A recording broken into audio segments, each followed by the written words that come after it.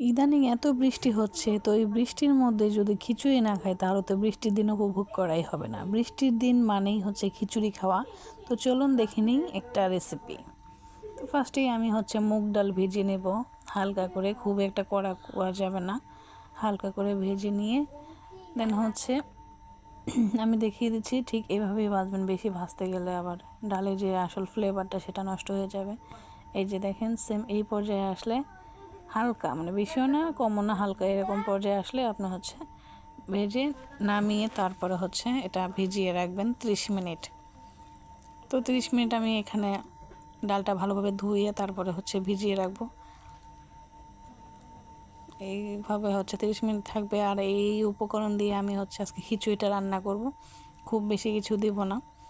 তো আর আলু, এটা তো আমাদের থাকবেই, আলু আমাদের ঘরে সবাই পছন্দ করে। তো আলু যে কোনো কিছুর মধ্যে আসলে দিতে হয়, আমি নিজেও আলু অনেক পছন্দ করি। তো এই হচ্ছে এই মেন মেন ইনগ্রেডিয়েন্টস এগুলোই হচ্ছে লাগবে।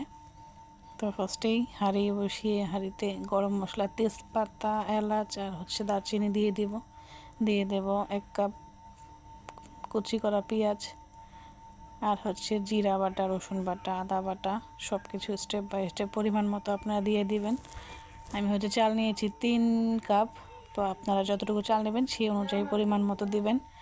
সবাই আসলে খিচুড়ি রান্না পারে, তো আমি যে স্টাইলে রান্না করি সেটা একটু শেয়ার করলাম। আসলে কম বেশি সবাই পারে। তো আমার খিচুড়িটা আসলে একদম রেস্টুরেন্টে যেরকম একদম ঝরঝরে হয় সেম ওইভাবেই রান্না করি। তো আমার রেসিপি ফলো করলে অবশ্যই আপনারা ওইভাবে রান্না করতে পারবেন। তো মশলাটা কষিয়ে নেওয়ার পরে মাংসগুলো আমি সুন্দরভাবে কষিয়ে সিদ্ধ করে নেব, কারণ পরে আর একটাভাবে পানি দেওয়া মানে দিতে হবে না, পানি দেবো না। তো হালকা একটু পানি দিয়ে এখন মাংসটা একটু কষানোর পরে আলুগুলো দিয়ে দেবো, যেহেতু আলু সিদ্ধ হতে লেট হয়। তো এই তো আলুগুলো সিদ্ধ হয়ে গেছে মোটামুটি। এখন ডাল দিয়ে দেবো, মুগ ডালগুলো, যেহেতু ডালও সিদ্ধ হতে একটু টাইম লাগে। 2 রকমের ডাল দিয়েছি আমি এখানে, আপনারা চাইলে আরও 2-3 রকমের ডাল দিতে পারেন, বাট আমার কাছে 2টাই ভালো লাগে। তো এই তো এখন নেড়ে চেড়ে হালকা একটু পানি দিয়ে এগুলো ভালোভাবে কষিয়ে নেব। মাংসটা যাতে ভালোভাবে সিদ্ধ হয়ে যায় সেভাবেই কষাবো। দেখেন ডালটা অলরেডি ফুটে গেছে। তো এখন আমি হচ্ছে পোলাওর চালগুলো ধুয়ে নিয়েছিলাম আগেই, পানি ঝরিয়ে রেখেছি। তো এখন এগুলো দিয়ে দিচ্ছি, সুন্দরভাবে নেড়ে চেড়ে পরিমাণ মতো পানি দিয়ে দেবো এখানে, মানে পোলাও হতে যতটুকু লাগে।